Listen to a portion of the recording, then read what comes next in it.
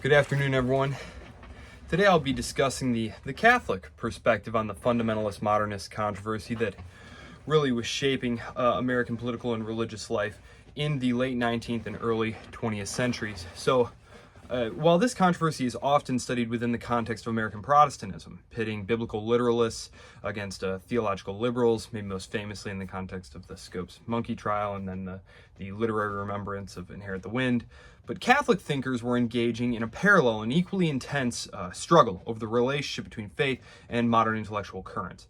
And the heart of the issue with Catholics was, of course, how to respond to modernism. And this was a term the Church used to refer to the attempts to reconcile Catholic doctrine with contemporary developments in philosophy, politics, historical criticism, natural sciences.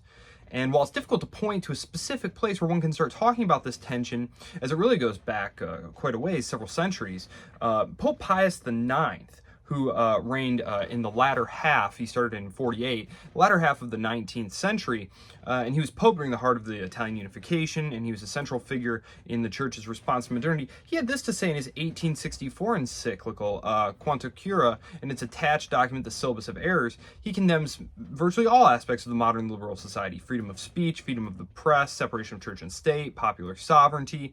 He lists 80 propositions that he says are just categorically false, that every man is free to embrace and profess the religion that he shall consider true, that they should be involved in public education. And then later in his non-expedit decree, which was issued in 68, he forbade Italian Catholics from even participating in parliamentary elections.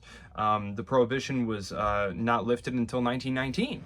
So this was not a minor squabble, and Pope Pius X, one of his successors, labeled modernism the synthesis of all heresies, and this was in his 1907 encyclical, Pascendi Domini Gregis. Catholic modernists then often embraced the historical critical method. Okay, they were attempting to reinterpret scripture and dogma through the lens of modern scholarship. Figures like George Terrell, Alfred Lossy, both of whom were excommunicated, they argued that doctrine should evolve in response to changing human understanding.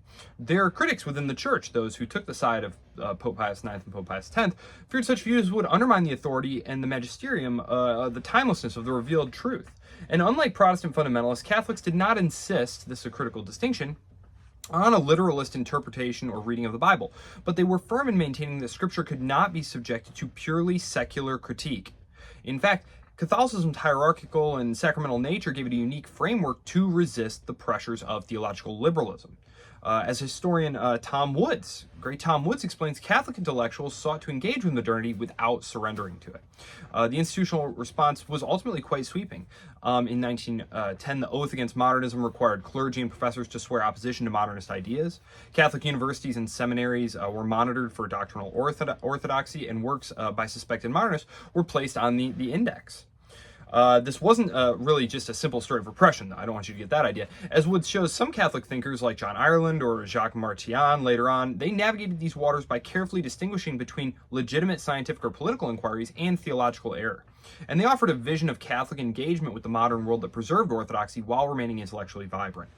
So Catholics in this period were not merely bystanders in the larger modernist fundamentalist struggle. In the American context, they tend often to be neglected. They mounted their own defense of truth, rejecting both modernist relativism and unthinking reactionism. And in doing so, they helped chart a path for the Church to confront modernity without capitulating to it. Not that ultimately, perhaps, we may say that it did. But thanks so much, and I look forward to talking to you again next week.